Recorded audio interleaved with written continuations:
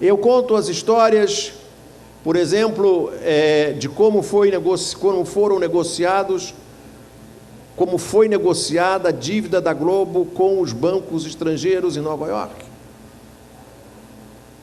em que os bancos determinaram que a atual direção, que está no poder hoje na Globo até hoje, não podia continuar comandando porque não tinha como enfrentar a crescente competição que via pela frente. Eu conto como a Globo perdeu 140 milhões de dólares na operação da Tele Monte Carlo na Itália.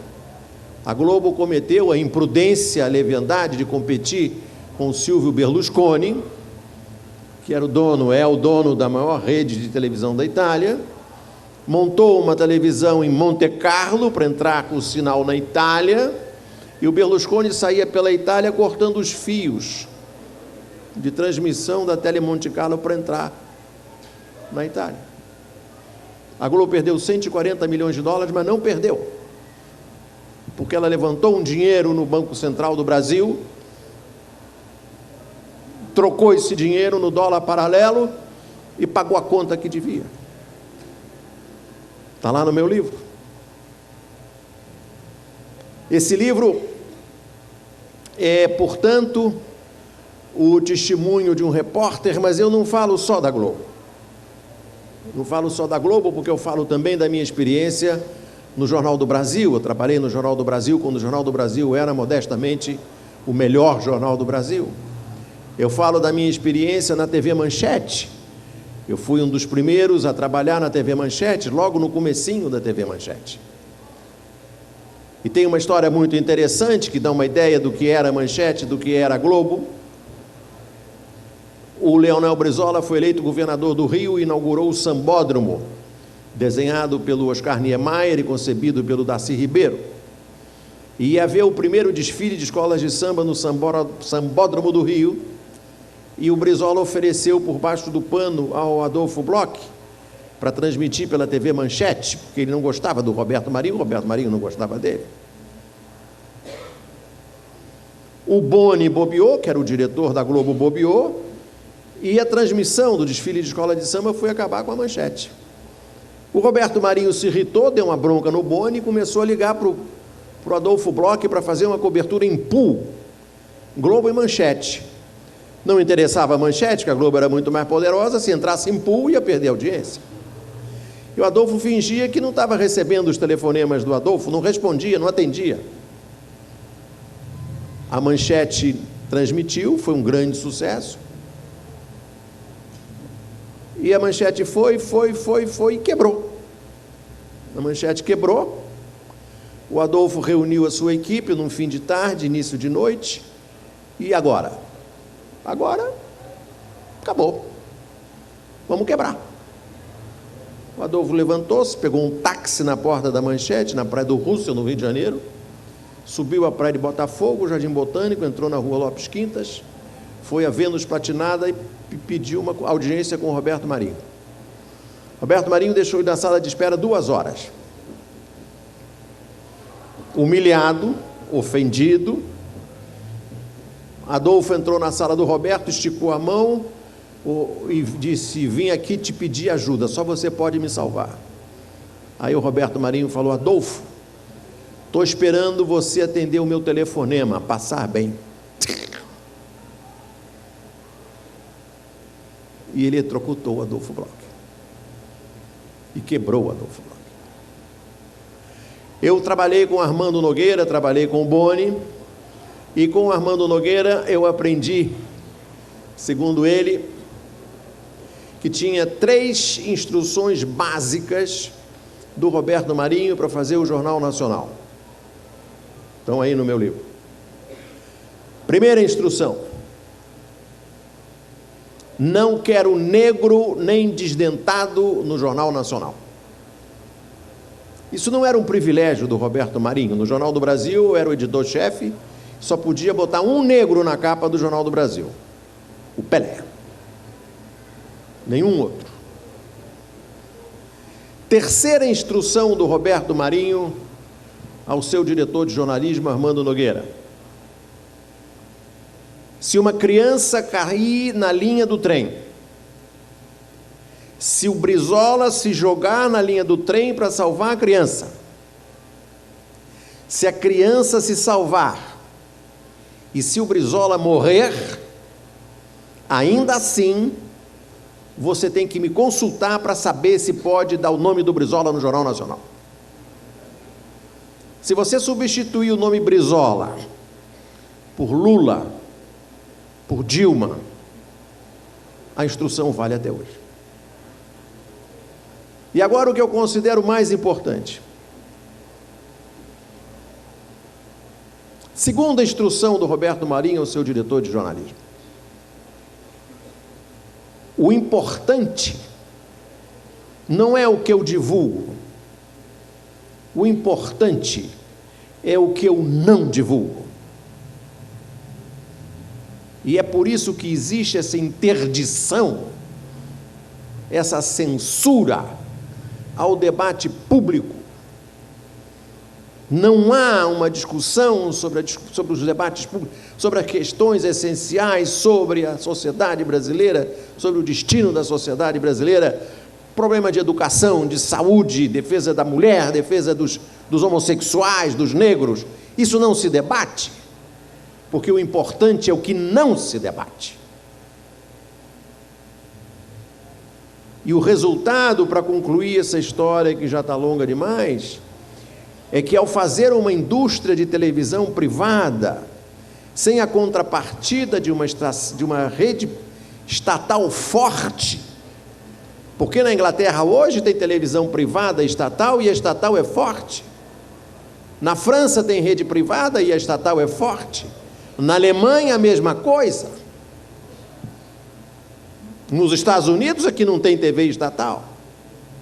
E o nosso modelo é totalmente americano, mas nos Estados Unidos tem competição. Nos Estados Unidos a legislação pressupõe que nenhuma rede de televisão pode ter mais de 30% da audiência em qualquer mercado.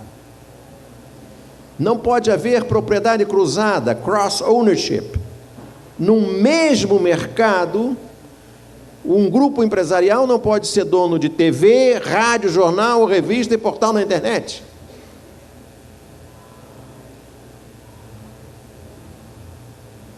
É a pátria do capitalismo selvagem. Aqui pode. Aqui pode. Por quê?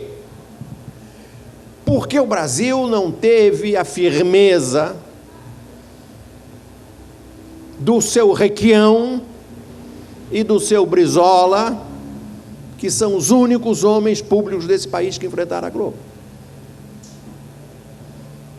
O Requião me contou outro dia, numa reunião do Barão do Itararé, lá em São Paulo, que ele chegou para o Lula e disse: ô Lula, eu cheguei no governo do Paraná, tirei a verba de publicidade da Globo toda, e botei o dinheiro na TV educativa e na Secretaria de Educação, entrei em rede com a Telesur e fiz uma TV educativa competente. O Lula falou: puxa, que legal, vai àquela sala ali e conta para o Dirceu. Ele foi à sala ao lado, contou para o Dirceu falou: mas Requião, nós não precisamos de uma TV estatal, nós já temos a Globo. Eles achavam que iam seduzir a Globo. Se esqueceram de uma pequena questão que é chamada luta de classe. Patrão é patrão, empregado é empregado. Se esqueceram disso. E o Brizola dizia nas campanhas presidenciais, aqui quem tem um pouco de cabelo branco, se lembra que o Brizola dizia assim: quando eu sentar naquela cadeira, a primeira coisa que farei será questionar aquele monopólio. A primeira cadeira em que o Lula sentou depois de eleito em 2002 foi na cadeira da bancada do Jornal Nacional com a Fátima Bernardes, que naquela época ainda não vendia presunto. A primeira cadeira em que a Dilma sentou, depois de eleita, foi na cadeira da Ana Maria Braga para fazer uma omelete que não deu certo.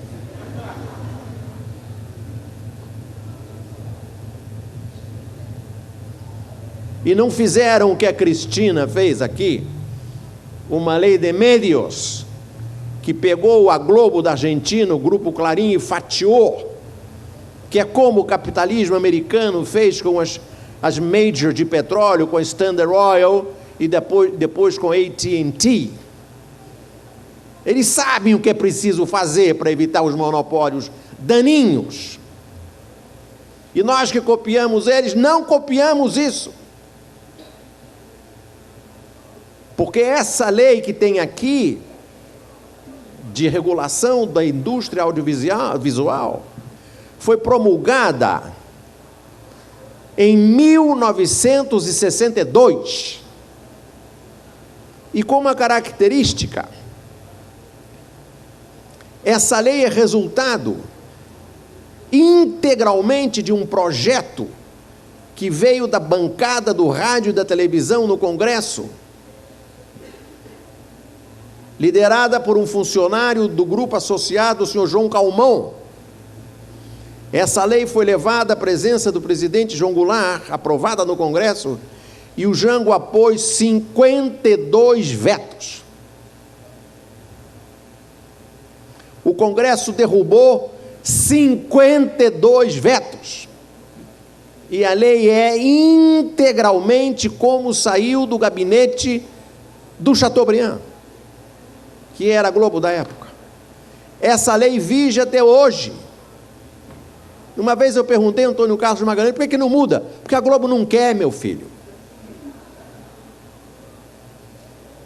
Os 4 artigos da Constituição brasileira que tratam da comunicação, a Constituição de 1988, jamais foram regulamentados no Congresso. O professor Fábio Conder Comparato, professor emérito da Faculdade de Direito do Estado de São Paulo, entrou como uma ADIM por omissão. Uma tentativa de obrigar o Supremo a responsabilizar o Congresso Nacional pela omissão de não regulamentar os artigos da Constituição que tratam da comunicação. A Procuradoria-Geral da República aceitou a ADIM, encaminhou ao Supremo e repousa na gaveta da ministra Rosa Weber em sono profundo. E seria apenas uma sanção política, uma sanção moral, porque não há como você punir o Congresso, apenas para dizer: seus covardes, regulamentem a Constituição. Não é uma lei revolucionária, foi aprovada em 1988 pelo Congresso Constituinte, e eles não regulamentam, assim como não regulamentam um único imposto. Um único imposto não é regulamentado até hoje. O imposto sobre herança, sobre fortuna, sobre grande fortuna. Sobre herança de legislação estadual. Sobre grande fortuna, é por coincidência. Por coincidência.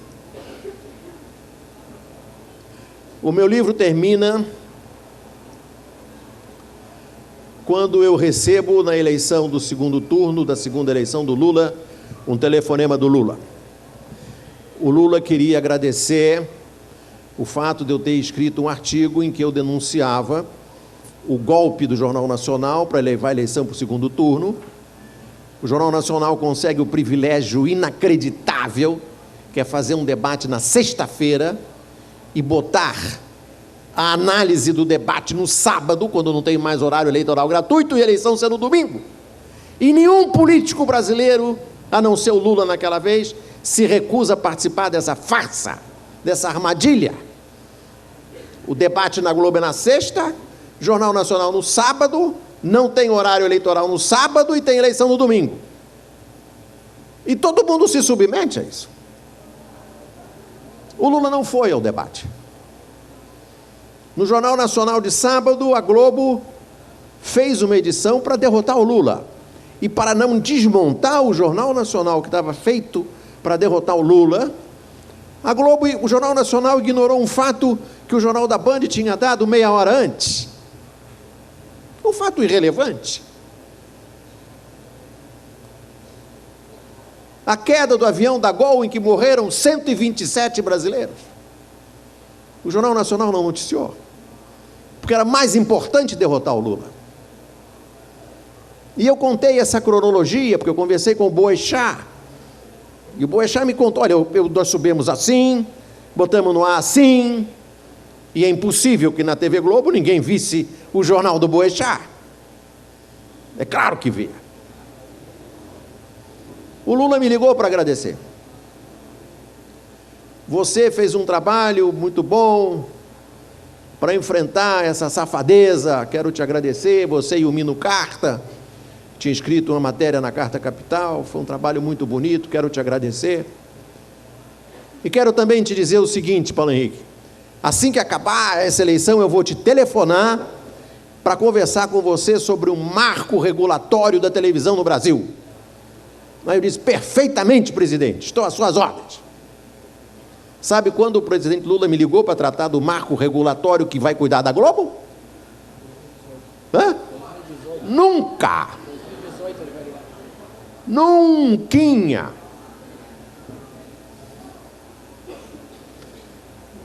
Bom, eu já falei demais, então... Vou fazer só um comentário.